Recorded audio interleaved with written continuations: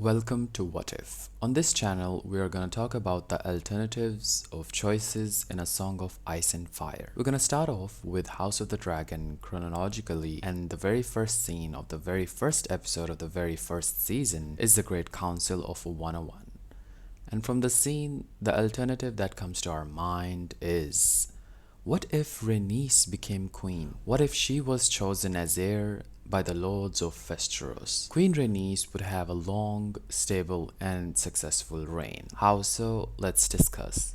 Jaehaerys had left a treasury overflowing with gold and stability. Viserys is commended for having a good 29-year-old reign, but a toothpick could have had a stable reign after Jaehaerys' good work. Rhaenys is stronger, fiercer, and more intelligent than good old Wheatley. She would not allow a grasping character like Otto Hightower to gain so much power in her court. She would be irritated by how he practically ruled the country in the last years of Jaehaerys' reign. When she becomes queen, she would dismiss him in favor of a hand she herself chose. Rhaenys will live longer. Viserys died in his 50s. He was suffering from leprosy, migraines, and overall body ache. He literally had a hole in his mouth and eye and could barely ascend the throne. Spoiler alert, Rhaenys dies at 55 years of age in battle. In this scenario, she will not be participating in any dragon battles that would end her life. Even in her mid-50s, she was razor sharp and fit. She flew on Melis regularly and she remained a formidable warrior. She will likely die of natural causes in her 70s or even 80s. In comparison to old Queen Alysanne, Rhaenys remained remarkably strong and healthy, while Alysanne was too unsteady and weak to fly. Even after the death of both of her children, she remained resilient and determined to protect the rights of her strong grandsons. This suggests that she was mentally strong. Laenor Targaryen is the prince of Dragonstone and heir to the throne. Although his father is a Velaryon, Laenor will take the Targaryen name. This is not unusual. The name follows the claim, just as Viserys proposed to Corlys in episode 5. Corlys will remain the Lord Admiral and Master of Ships in the Small Council. Because the Velaryon name is so powerful, even minor Velaryons will score excellent marriages. Laenor will marry Rhaenyra. By marrying Laenor to Rhaenyra, Rhaenys would unite the lines of Aemon and Baelon. Rhaenys and Corlys would invite a man who looks like Laenor to impregnate Rhaenyra, or Rhaenyra, Joffrey, and Laenor could have a threesome to get Laenor started, just like Marjorie insisted in Game of Thrones. Laenor and Rhaenyra's children will have the signature Targaryen look and be dragon riders. Viserys will receive a position on the Small Council. He is affable and unambitious. Rhaenys would keep her cousin near. He wouldn't be a standout help to the council, but neither would he halt the progress or be needlessly difficult. Aemma Arryn will live longer and Viserys will not marry Alysanne. The Iron Throne will claim the Stepstones. Corlys and Daemon started their campaign in 106. Viserys had insulted House Velaryon by choosing Alysanne instead of Laena.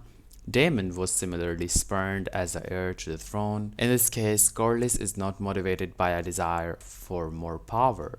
Instead, he is irritated that the Triarchy is decreasing his own vast wealth by looting his ships. Just as in the real time, he had been looking to check the Triarchy's power for quite some time until Daemon offered an alliance. The Velaryons have no reason to ally with Daemon. In the real timeline, it was an enemy of my enemy is my friend deal. Now Corlys has the support of the royal fleet, army, and treasury. He doesn't need to compensate for their smaller army with a dragon. Corlys would have Laenor show up to flame a dozen soldiers and get knighted on the field, just as in the show. Corlys would probably appoint a Velaryon cousin as the castellan of the Stepstones. They would station second sons and soldiers at the islands and collect tolls.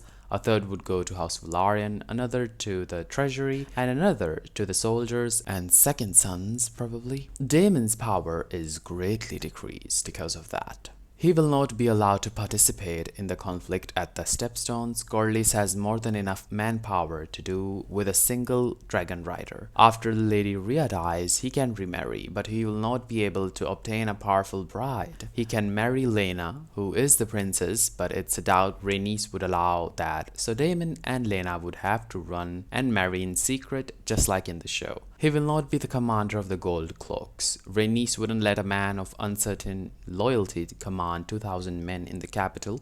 He will not be given a position on the small council. By giving Viserys a position, Rhaenys controls Daemon. Daemon cannot try and usurp Rhaenys' position on the basis that men trump women. If so, Viserys would be ahead of him. Daemon is capricious and violent and has limited understanding of politics. Laenor and Rhaenyra's eldest son will inherit the Iron Throne. Their second son will inherit Driftmark. The dragons survive and live longer. There is no civil war and no dying of the dragons. The female monarchs are accepted. Rhaenys' stable and peaceful reign will span several decades. She will show that a woman can be a competent and an intelligent monarch in her own right. It's irritating that women have to prove that they are worthy. She codifies that the Andal law of true-born sons before daughters and daughters before uncles applies to the Iron Throne. The Targaryen dynasty lasts much